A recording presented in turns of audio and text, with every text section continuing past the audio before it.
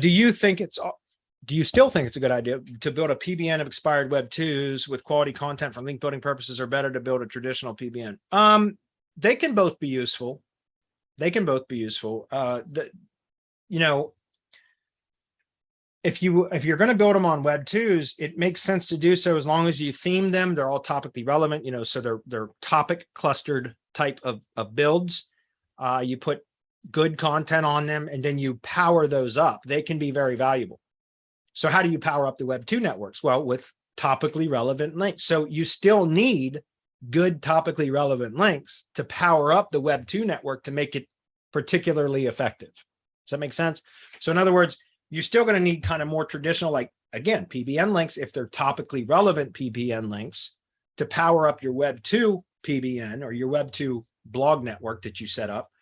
If you're going to use that, it can still be very, very valuable, but again, it's about topical relevance and pushing topical relevance into it.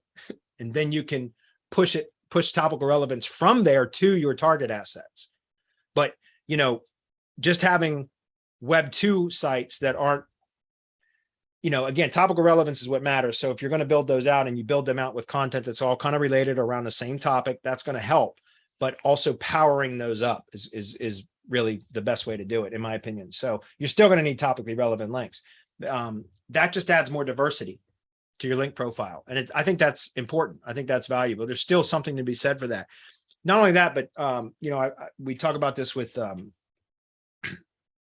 Syndication Academy, building out branded profiles on Web 2 networks. That is still not just building out a branded profile, but also interlinking when possible to other branded profiles, right? And continually expanding your entity footprint, which is that's what Syndication Academy is all about now. It's not so much about syndicating anymore. It was for many years, but now it's not so much about syndicating as it is about building and expanding your entity footprint. That's precisely what Syndication Academy is now, is really evolved into. And that's powerful too. And again, that's kind of a slow thing that over time, like all of a sudden you reach a critical mass or a tipping point. If you continually add branded profiles to the entity, right? You're helping Google to engineer the knowledge graph for that local entity, right? That's exactly what it does. And at some point you reach kind of a critical mass or a tipping point where it becomes very, very powerful.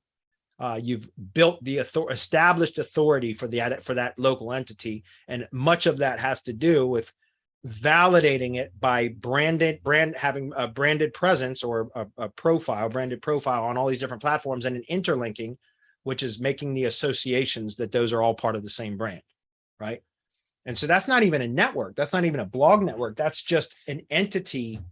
Those are entity assets. You just continually add to those. And that's also a really good strategy.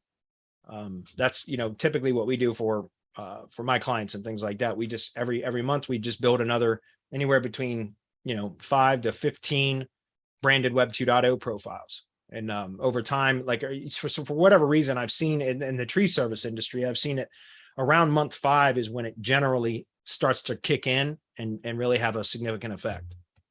So it is tedious work. It's not something that any of you should be doing yourselves. You can hire a virtual assistant to do that. That's what I recommend you do. And actually hiring a virtual assistant and just put them into the Syndication Academy training and have them go through that. And every 2 weeks, SE does a update webinar. She just did another one today that will show you how to build, set up another profile, 1 to 3 different, 1 to 3 profiles every update webinar. Shows you how to create the profile, optimize it, and interlink when possible. It's pretty powerful.